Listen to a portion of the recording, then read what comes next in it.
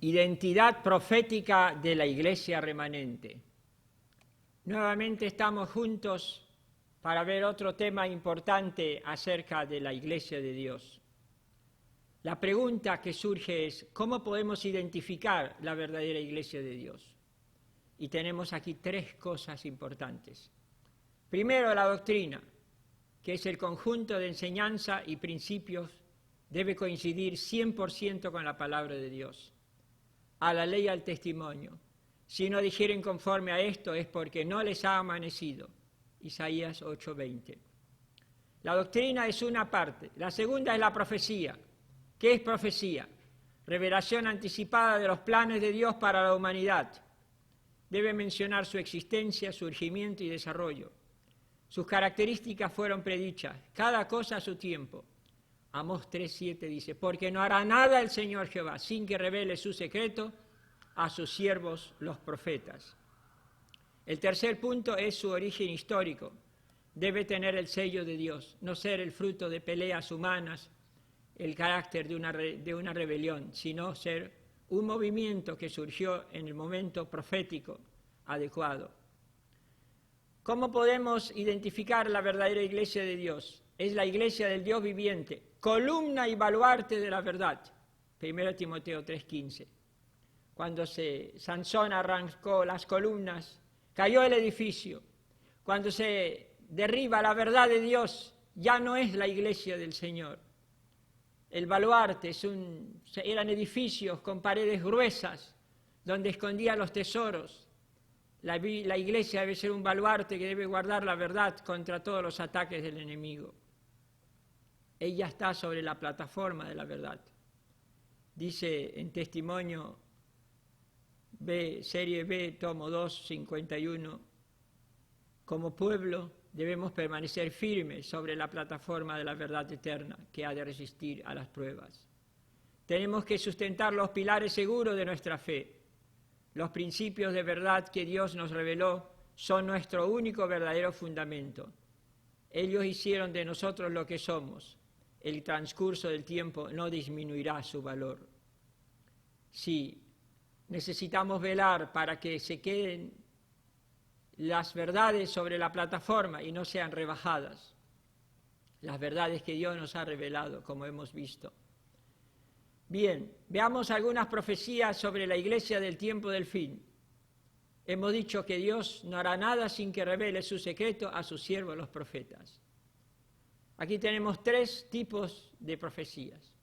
Proyecciones del Antiguo Testamento.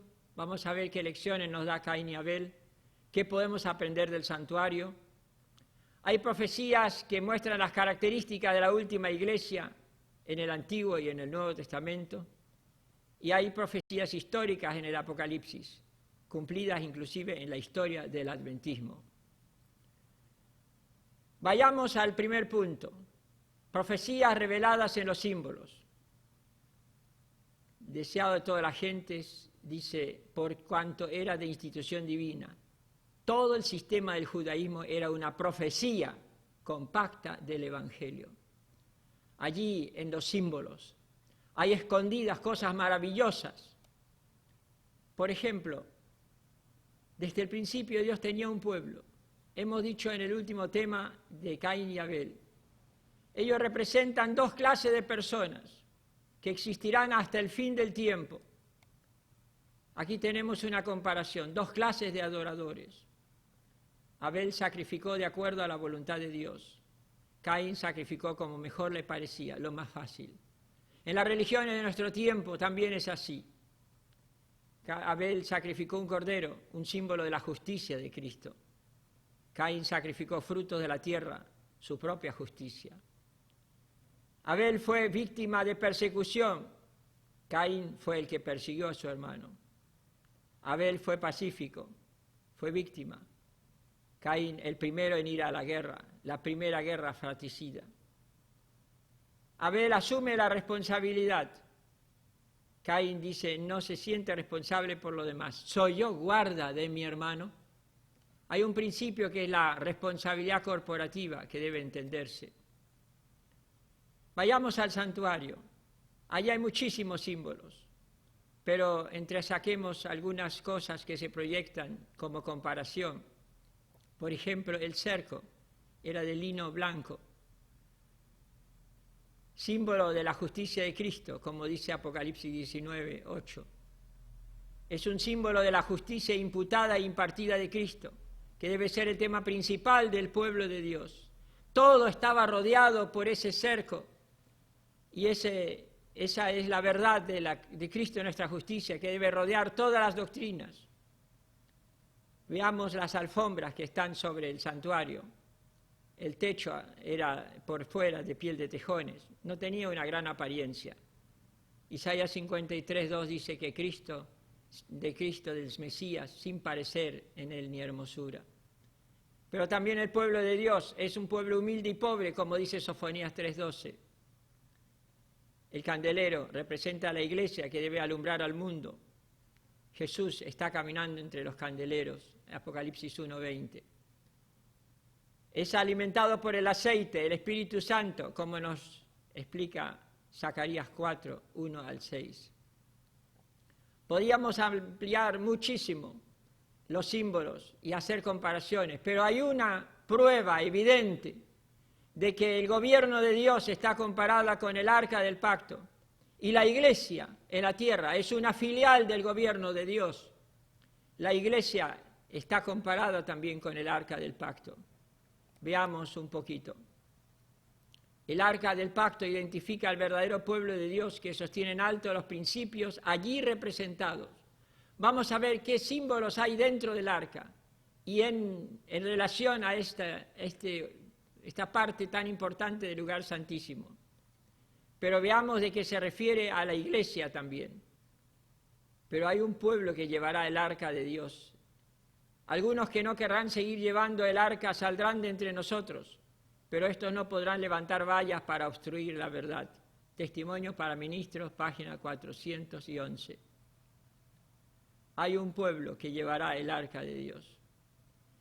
Meditemos un poco sobre este testimonio, que tiene una serie de advertencias que son profecías que muestran el peligro de la iglesia que estaba viviendo en aquellos días.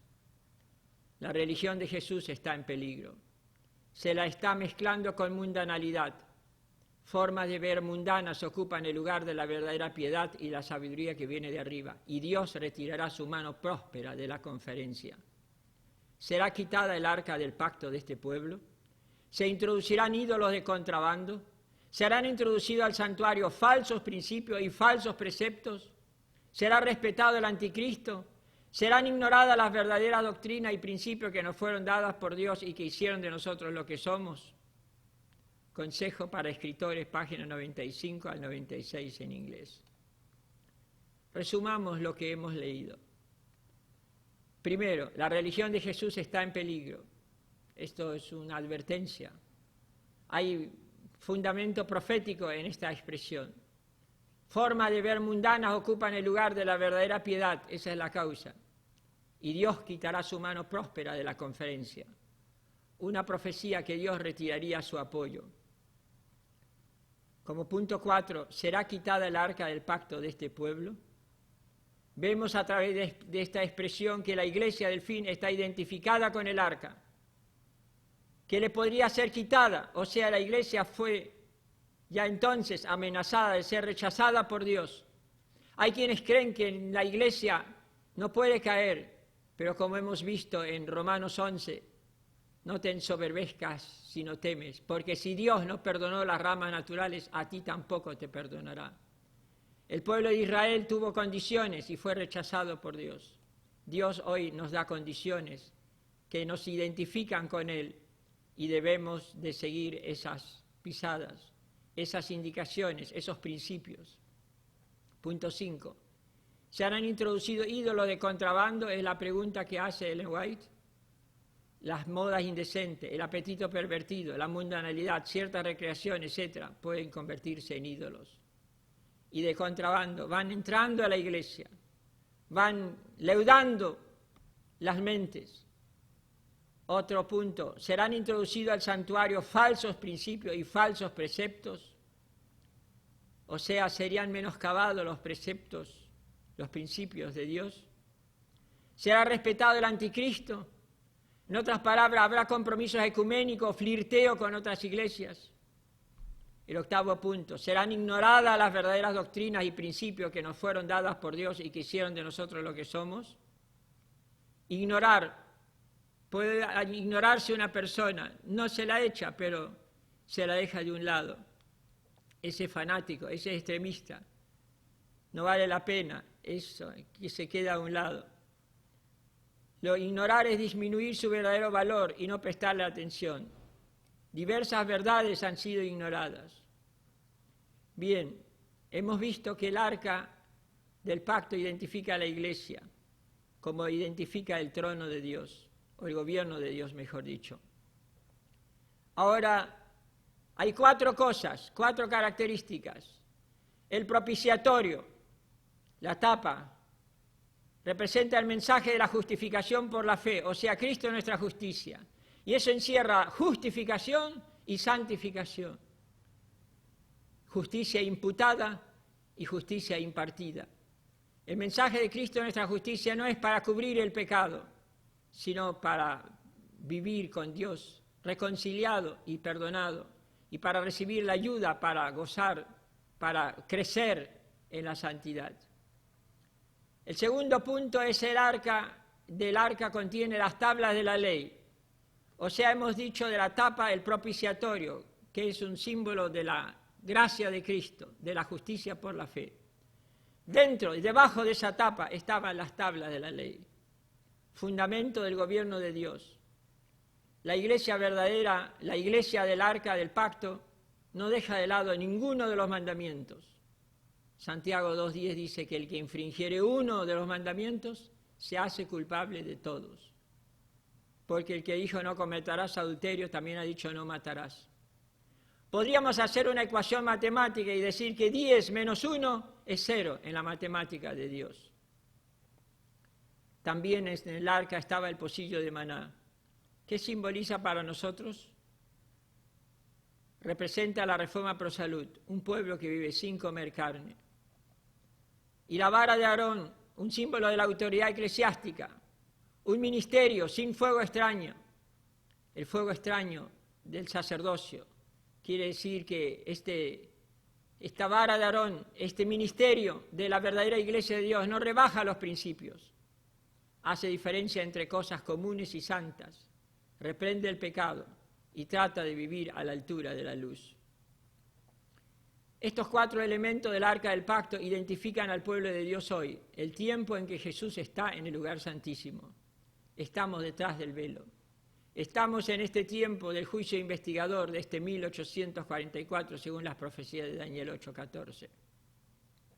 Aquí tenemos, repitamos un poco, recapitulemos el propiciatorio. El mensaje de Cristo de nuestra justicia debe ser hoy una experiencia de gozo y santidad en su pueblo. Tenemos la ley de Dios, base de toda reforma. Fue levantada también en tiempo de guerra y sellada con la sangre de nuestros mártires por el pueblo de reforma. El vaso de maná, la reforma pro salud. Dice Ellen White, la luz que Dios ha dado y que continuará dando sobre el asunto de los alimentos ha de ser para el pueblo hoy lo que el maná era para los hijos de Israel. Consejos sobre el régimen alimenticio, página 318. Y la vara de Aarón, símbolo de un ministerio sin fuego extraño, que da al pecado el nombre que le corresponde y hace diferencia entre cosas comunes y santas. Vemos que las proyecciones del santuario, la iglesia del arca, ¿cuál es? Que se identifica con estos principios. Usted vea lo mismo. Otra profecía es sobre la restauración de la verdad. Esa verdad que fue echada por tierra. En Daniel capítulo 8, el versículo 14 nos habla del fin de los 2300 tardes y mañanas. Pero hay un detalle importante. El versículo 12 dice que el anticristo echó por tierra la verdad. Ahí tenemos el primer punto. El versículo 13 dice, ¿hasta cuándo durará la visión del continuo sacrificio y la prevaricación asoladora que pone el santuario y el ejército para ser hollado? O sea, ¿hasta cuándo será echada por tierra la verdad? En otras palabras, ¿cuándo sería restaurada la verdad? Y la respuesta está en el versículo 14, hasta 2300 días de tarde y mañana, y el santuario será purificado.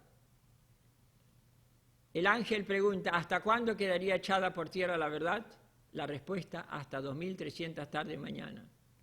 Este periodo termina en 1844. Son restauradas las verdades, la verdad del sábado, etc. Comienza el tiempo del fin, el juicio investigador, y el periodo de la Odisea, el pueblo del juicio. Isaías 58 nos habla de los que edificarán los de ti, los de Dios, los verdaderos. No echan abajo la verdad, la plataforma de la verdad, sino lo que ha quedado desierto, levantarán. Los cimientos de generación en generación levantarás y será llamado reparador de portillos, restaurador de calzadas para habitar. Conocemos el versículo que habla del sábado en forma maravillosa. Entonces te deleitarás en Jehová, etc. Sí, el pueblo de Dios es restaurador, no derribador de las verdades de Dios. 12 características de la iglesia remanente. Dijimos según Apocalipsis 12:17, es perseguida, es un resto, guarda sus mandamientos y tiene el espíritu de profecía. No se contamina con otras iglesias, proclama la hora del juicio, anuncia la caída de Babilonia, amonesta contra recibir la marca de la bestia, invita a los sinceros que abandonen la fila de Babilonia, las iglesias caídas. Según 1 Corintios 3, 16 a 17, guarda los principios de la temperancia cristiana, la reforma pro salud, que es el brazo derecho del mensaje del tercer ángel. Allí en 1 Corintios 10, 5 a 6 dice, no codiciéis las cosas malas que ellos codiciaron. Y la referencia nos lleva a Números 11, 4, donde codiciaban la carne. Y el versículo 11 dice, y estas cosas les acontecieron en figura, para amonestarnos a nosotros, a quienes han alcanzado los fines de los siglos. Hay una lección, ellos iban al Canaán terrenal, nosotros vamos al Canaán celestial. Ellos recibieron maná, nosotros tenemos la reforma pro salud, la alimentación vegetariana, como un don de Dios, como una dádiva, como el maná que el Señor nos ha dado para vivir sanos. Hay una reforma en la indumentaria, la vestidura es un símbolo del carácter. La iglesia remanente se mantiene alejada de las guerras y alianzas políticas, porque Cristo es un Cristo de paz. Se mantiene apartada de las prácticas del mundo. La iglesia al fin no hará alianza ilícita ni ecumenismo. La profecía habla de los 144.000 y dice, estos son los que con mujeres no fueron contaminados porque son vírgenes. La profecía utiliza este símbolo de la mujer para la iglesia. Tenemos muchos textos en la Biblia que nos muestran que la iglesia de Dios está comparada con una mujer. La Biblia nos habla, no os unáis en yugo con los infieles. Tobías no podía estar en la casa de Dios. Había sido introducido a las cámaras el enemigo de Dios y Nehemías lo echó fuera. En Ezequiel 16 dice que recibe a los extraños, sino como mujer adúltera, que en lugar de su marido recibe a ajeno. A todas las rameras le dan dones, mas tú diste tus dones a todos tus enamorados y le diste presentes para que de todas partes se llegasen a ti en tus fornicaciones. Yo te juzgaré por las leyes de las adúlteras y de las que derraman sangre. No se puede servir a Dios y también al diablo. No, ninguno puede servir a dos señores, porque o aborrecerá al uno o amará al otro, estimará al uno y menospreciará al otro. No podéis servir a Dios y a las riquezas. Sabemos que estamos cerca de la ley dominical. Sabemos cómo obrarán aquellas iglesias y si hacemos compromisos, eso nos limita a no poder presentar Babilonia con su caída. Hay profecías históricas en el Apocalipsis. Hemos visto un poco del Antiguo Testamento, hemos visto algunos detalles, veamos ahora otros. ¿Quiénes era la iglesia visible durante cada periodo? Veamos los procesos de apostasía y de reforma. Y la pregunta que surge desde el principio, ¿reforma dentro o fuera de la iglesia? Veamos la historia del adventismo anticipada en el Apocalipsis. Es interesante. Aquí en este diagrama tenemos las primeras iglesias. Éfeso, del año 31 al año 100. Esmirna, del año 100 al 313, y de allí Pérgamo. El primer periodo de Éfeso es la iglesia primitiva, durante el tiempo que vivían los apóstoles. Esmirna es la iglesia de los mártires bajo el Imperio Romano, los fieles que se refugiaban en las catacumbas. 4 millones murieron en esos siglos. Pérgamo empieza en el 313, es el tiempo de Constantino. Allí tenemos una historia, porque en el tiempo de Constantino, la iglesia de Pérgamo, se produce la paganización, la apostasía, pero un remanente se separa para mantenerse leal a Dios. Por eso la profecía hablaba de un grupo que permaneció fiel en el tiempo de la apostasía. Retienes mi nombre y no has negado mi fe. Esa es una minoría que se separa, es perseguida y proscrita. Dice el conflicto de los siglos. Tras largo y tenaz conflicto, los pocos que permanecían fieles resolvieron romper toda unión con la iglesia apóstata, si ésta rehusaba aún desechar la falsedad y la idolatría. Y es que vieron que dicho rompimiento era de todo punto necesario si querían obedecer la palabra de Dios. No se atrevían a tolerar errores fatales para sus propias almas y dar así un ejemplo que ponía en peligro la fe de sus hijos y de la de los hijos de sus hijos. Para asegurar la paz, continúa, y la unidad, estaban dispuestos a cualquier concesión que no contrariase su fidelidad a Dios. Pero les parecía que sacrificar un principio por amor a la paz era pagar un precio demasiado alto. Si no se podía asegurar la unidad sin comprometer la verdad y la justicia, más valía que siguiesen las diferencias y aún la guerra. Conflicto de los siglos, página 49. Estos fieles lucharon por su fe, se produjo una separación, como hemos visto, pero la historia continúa. Aquí tenemos la iglesia de Tiatira. ¿Quiénes eran los fieles durante la iglesia de Tiatira? Encontramos los nombres de los valdenses, susites y otros pueblos. Pero si esos valdenses y esos susitas, por ejemplo, eran los fieles de Tiatira, mi pregunta es, los demás que están en Tiatira, ¿a cuánto no retienen esa doctrina? ¿Quiénes son? Están los de Tiatira, que es la iglesia de ese tiempo, y están los demás en Tiatira. Hay dos clases allí.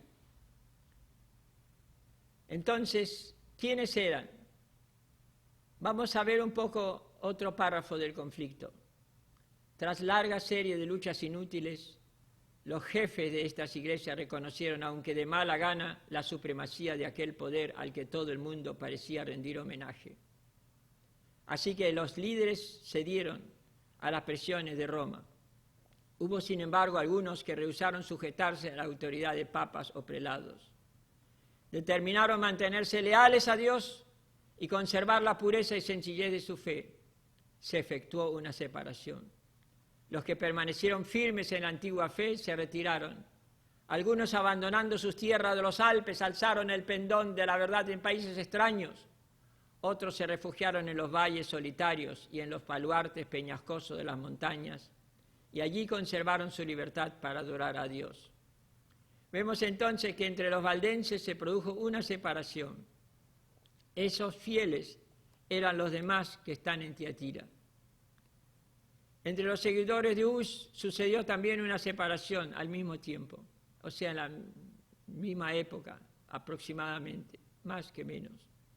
Los que permanecieron fieles al Evangelio fueron objeto de encarnizada persecución, esto durante la época de Tiatira, en vista de que al transigir con Roma, sus antiguos hermanos habían aceptado sus errores. Los que se adherían a la vieja fe se organizaron en iglesia distinta que se llamó los Hermanos Unidos.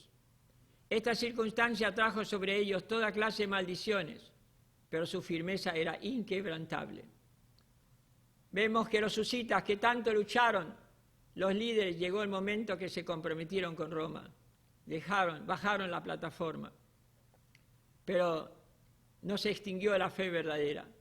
se efectuó una separación y se organizaron en iglesias distintas. Esos eran los demás que están en Tiatira.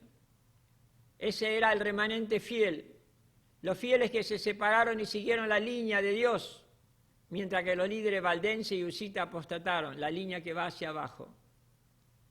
Así tenemos un remanente dentro de ese periodo, del año 538 hasta 1517. Vayamos ahora a Sardis, del año 1517 hasta 1798. La profecía hablaba de un pequeño socorro. Introduzcamos este pensamiento de Daniel 11, 33 a 34. Y por algunos días caerán a espada y a fuego en cautividad y despojo, y en su caída serán ayudados de pequeño socorro. ¿Qué profecía es esta del pequeño socorro? Durante los amargos días de apostasía y persecución descrito en Daniel 11:33, repetidas veces Dios envió a su pueblo duramente oprimido un pequeño socorro, por medio de personajes que hablaban en medio de las tinieblas, clamando por un retorno a los principios de las Escrituras. Tenemos a John Wycliffe de Inglaterra del siglo XIV, y Juan Hus y Jerónimo de Praga en el siglo XV. En el siglo XVI la Reforma Protestante, el pequeño socorro. Pero veamos un poco sobre este periodo. La profecía identifica a la iglesia de Sardis. Dice, tienes nombre de que vives y estás muerto. El nombre de que vive, un hombre protestante, es un hombre que vive, pero dejó pronto de protestar, estás muerto. Veamos qué pasó en Sardis durante ese periodo. La profecía identifica otro grupo en Sardis, pero tienes unas pocas personas en Sardis que no han manchado sus vestiduras. Apocalipsis 3, versículo 4. ¿Quiénes eran esas pocas personas en Sardis? ¿Quiénes eran esos fieles que se mantuvieron firmes en contra de los ataques del enemigo? Que hicieron una reforma dentro del protestantismo. Whitefield y los hermanos Wesley. Se forma la Unión Metodista en el siglo XVIII, en medio del periodo de Sardis. Y así repetimos aquí de Tiatira, dice los demás que están en Tiatira, vemos que los fieles que se separaron continuaron con la antigua fe. En Sardis unas pocas personas que los protestantes cuando se dieron, otros como los metodistas siguieron el camino más estrecho. Y así llegamos a comprobar que en cada periodo Dios tuvo un pueblo visible, proféticamente señalado, identificado. Usamos el libro El conflicto de los siglos para identificar los fieles, la iglesia de Dios en cada periodo. Que sus líderes, una vez fieles, o sea, ministerios completos, cayeron y fueron sustituidos. Hemos comprobado que las reformas surgieron dentro de la iglesia profética, pero terminaron fuera, tanto en los periodos de Pérgamo, Tiatira y Sardis. Que esos fieles organizados siguieron siendo la iglesia visible y no el ministerio apostatado. Pero veamos, no es por peleas humanas, sino por defender los principios de Dios. Aquí tenemos el periodo de Filadelfia, el santo, el verdadero, el que tiene la llave de David, el que abre y ninguno cierra, el que cierra y ninguno abre, Apocalipsis 3:7. ¿Qué puertas estaba por abrir? La puerta al lugar santísimo para efectuar el juicio investigador. Y ahora surge la Odisea, la última época, el último periodo de las 7 iglesias. Un pueblo que surge en el tiempo señalado proféticamente. La palabra Laodicea significa pueblo del juicio o juzgando al pueblo. Y vamos a ver 2 tipos de aplicaciones, una espiritual y otra histórica. Porque el Apocalipsis es un libro profético e histórico. Vamos a hacer un análisis palabra por palabra. Cristo se presenta a la iglesia en el periodo final. He aquí el amén, el testigo fiel y verdadero, el principio de la creación de Dios. Apocalipsis 3:14. El amén. Amén significa así sea. Si yo vengo y digo, soy así sea, usted va a decir, está seria la cosa hoy. Y es serio para este tiempo. El testigo fiel y verdadero no se deja comprar. y menciona al Creador, el principio de la creación de Dios, ya sabemos que nos hace recordar al sábado, el día de la creación. Él quiere que se restaure esa verdad. Y así tenemos en el mensaje a la Odisea enfermedades y remedios, y el peligro de ser vomitado de la boca del Señor. ¿Cuáles son esas enfermedades? Una es la tibieza. Ya en 1852, Ellen White escribió: muchos de los que profesan esperar la pronta venida de Cristo se están conformando con este mundo, son fríos y formalistas como las iglesias nominales de las cuales se separaron hace poco. Las palabras dirigidas a la iglesia de la Odisea describen perfectamente su condición actual. No son ni fríos ni calientes, sino tibios. Condición actual. La segunda enfermedad es el orgullo espiritual y legalismo que había especialmente en esos primeros tiempos, antes de 1888. Porque tú dices, yo soy rico y me he enriquecido. La historia confirma que la iglesia cayó en un creciente legalismo. El pensamiento predominante era: tenemos la verdad, predicamos la ley el sábado, tenemos el conocimiento, pero lo que faltaba era una genuina experiencia con Cristo. Faltaba algo. Nosotros tenemos los mismos peligros que los adventistas de aquellos tiempos. Las mismas debilidades debemos de combatir y velar para que no caigamos en esas debilidades. Y tenemos en 1852 que Ellen White hace la siguiente advertencia: ¿cómo me fue mostrado el orgullo del profeso pueblo de Dios? El orgullo aumenta cada día en extremo de ser imposible distinguir hoy día a los adventistas del mundo que los rodea. La verdadera causa de esta situación de tibieza, seguridad carnal, pobreza y desnudez era la falta del mensaje Cristo, nuestra justicia. Esa fue una realidad histórica antes de 1888. Y dice en la Review and Herald, escribió Ellen White: como pueblo hemos anunciado la ley hasta que hemos quedado tan secos como las colinas de Gilboa, donde no caía ni lluvia ni rocío. Porque la ley sin Cristo no tiene fuerzas. No tenemos fuerza para vivirla. Necesitamos la gracia de Jesús cada día. Necesitamos el mensaje de Minneapolis, aquel mensaje maravilloso que dio John C. Waggoner, apoyado por la hermana White. Aquí tenemos otros detalles. Una sentencia: si no acepta los remedios de Dios, el ángel que simboliza el ministerio sería rechazado por Dios, porque dice: ojalá fuese frío o caliente, pero cuanto eres tibio y no frío ni caliente, te vomitaré de mi boca.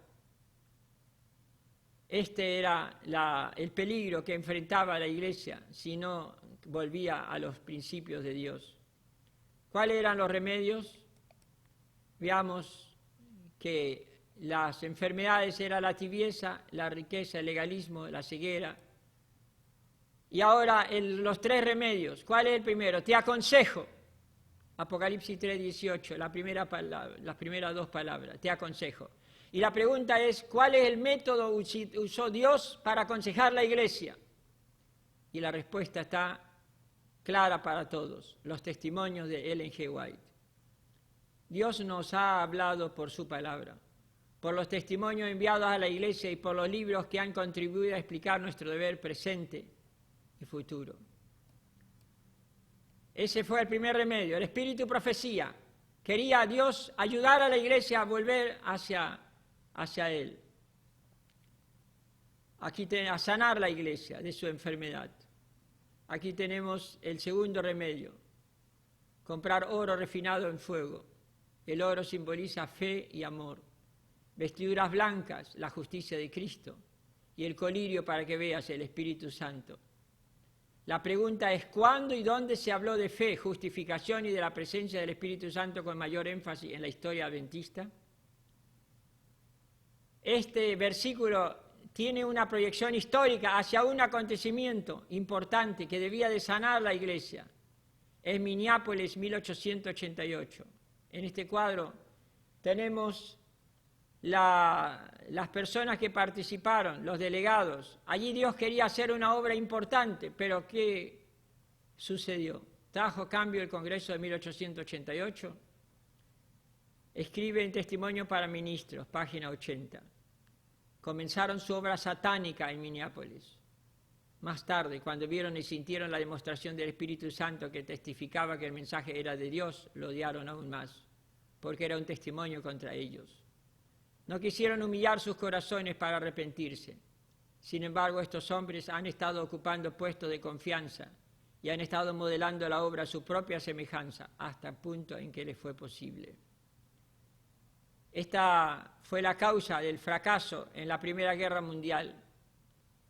El no haber aceptado este mensaje que podía traer una reforma al pueblo. Y está mencionado allí en el oro, el vestido blanco y el colirio como el remedio para la Odisea. Veamos otro párrafo de lo que sucedió en Minneapolis.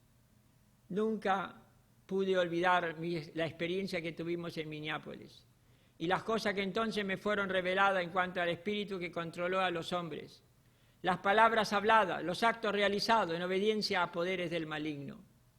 Ellos fueron movidos en la reunión por otros espíritus y no supieron que Dios había enviado a estos hombres jóvenes para llevarles un mensaje especial al cual ridicularizaron y trataron con desprecio, sin darse cuenta que los agentes celestiales los estaban contemplando. Yo sé que en ese tiempo el Espíritu de Dios fue insultado y ahora cuando veo el mismo curso de acción me siento sumamente afligida. ¿Cuál fue el tercer remedio? Sí que el primero fue el espíritu de profecía. Dios quería ayudar a la iglesia por medio de los testimonios. El segundo, el mensaje de Minneapolis, Cristo justicia nuestra. Y el tercero, yo reprendo y castigo a todos los que amo. Sé pues celoso y arrepiéntete.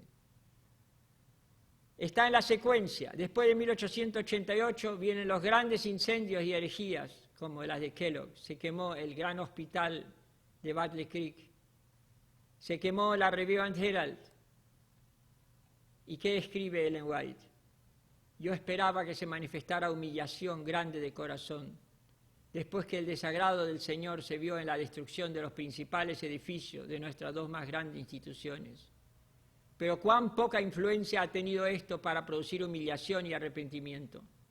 El pueblo de Dios le ha deshonrado y sus corazones se han vuelto tan indiferentes que aun cuando Él habla por medio de juicios, ellos no hacen ningún cambio decidido. Hubo una reforma, no se produjo a pesar de estos incendios, de estas terribles herejías como la de Kellogg, que arrastraron gran cantidad del pueblo. Sí, repasemos un poco la profecía. La Odisea es el último periodo. Ella trae enfermedades desde el principio. Es tibia, rica, ciega, desnuda, pero hay un peligro de ser desechado. Hay remedios. El espíritu de profecía, los testimonios debían ser una ayuda con sus advertencias. El mensaje de Cristo de nuestra justicia debía ser otro remedio. Y los castigos debían llevar a la reflexión, es otro remedio. Pero llegó la hora de la prueba, 1914 al 18. Allí se produjo una separación. Se necesitan ahora hombres de percepción clara, escribió en 1913. Dios llama a los que están dispuestos a ser dirigidos por el Espíritu Santo para que emprendan una obra de reforma total. Veo que se avecina una crisis y el Señor pide que los obreros estrechen filas. Toda alma debe estar ahora en una actitud de consagración a Dios más profunda y verdadera que durante los años pasados. Testimonio para Ministro, página 514. Dios llama. Veo una obra de reforma total necesaria. Veo una crisis que se avecina. Crisis y reforma están en una misma línea en el Testimonio para Ministros. Allí hay contenido una profecía importante, pero no es la única, hay muchas. Tenemos una selección de casi 50, donde se advierte al pueblo y se habla de una reforma y de una apostasía que sucedería en las filas del adventismo. Aquí tenemos la última parte.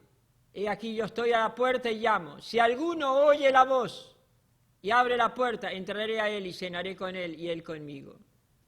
Ahora en Apocalipsis 3:20, en el mensaje de la Odisea, habla de que Dios está llamando a la puerta de cada corazón. Y dice, si alguno oye la voz, alguno, quiere decir pocos, los demás que están en Tiatira, algunos en Sardis. ¿Quiénes son estos algunos que está mencionado aquí en la Odisea?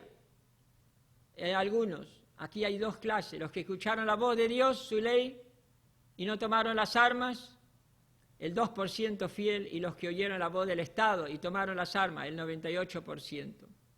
No podemos interpretar otra forma, porque después de los incendios surgió la crisis en el adventismo, una separación de dos clases, quienes escucharon la voz del Estado y quienes escucharon la voz de Dios. Si alguno oye mi voz y abriere la puerta, o sea, toma una decisión por mí. Y aquí tenemos el diagrama. Enfermedades en la Odisea, peligro de ser desechado si no acepta los remedios de Dios. 3 remedios, testimonios, 1888 y castigos terribles. Y allí tenemos luego una prueba que no pudo ser resistida porque no se había aceptado los remedios de Dios. La iglesia estaba debilitada y participó de la guerra buscando el camino más fácil para evadir la persecución y las dificultades, ser confiscadas sus propiedades. Hubo un grupo, sin embargo, un 2% que oyeron la voz de los mandamientos de Dios y siguieron la línea.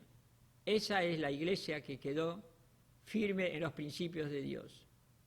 Y luego 2 símbolos relacionados al comer, vomitados, rechazados por Dios. La apostasía se completó al permitir el liderazgo adventista participar de la guerra. Pero sin embargo dice a los fieles, dice que cenaría con ellos, símbolo de comunión, aceptación. Ese es su pueblo remanente.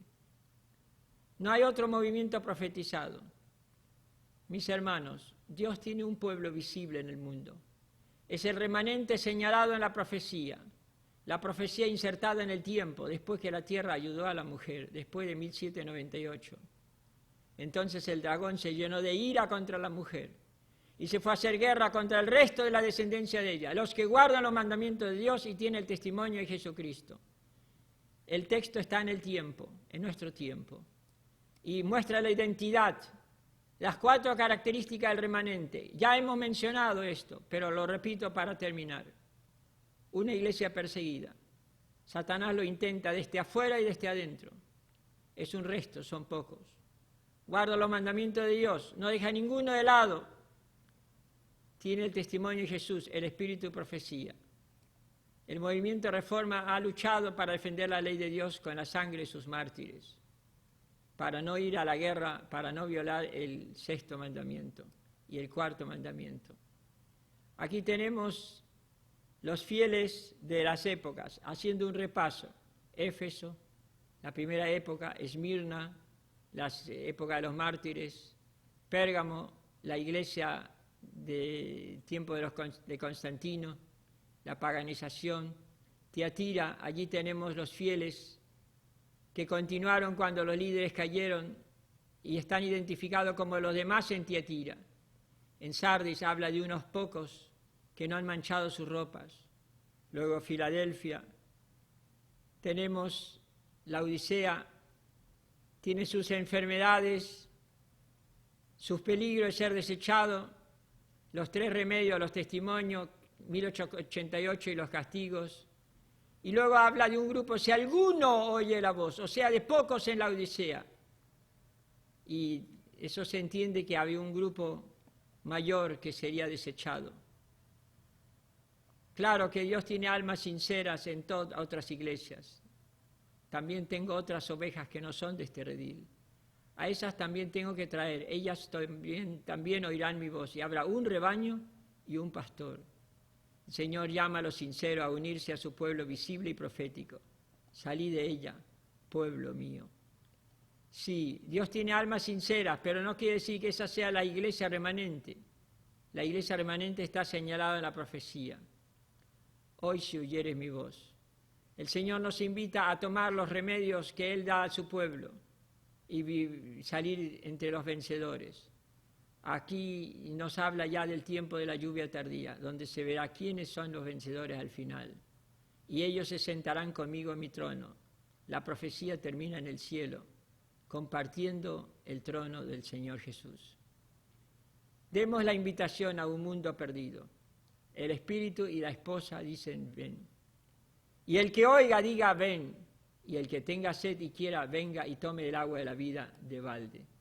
Dios bendiga su palabra y bendiga a nuestros hermanos.